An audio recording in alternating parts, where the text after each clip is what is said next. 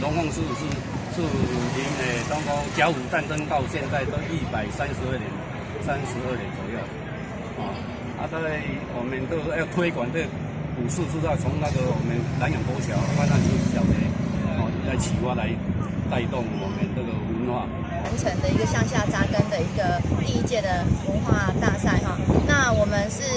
由学校的小朋友开始哈，小学童跟国小、国中，那请这些小朋友来参加这样的一个武术练习。那这样对小朋友的身体的手脚的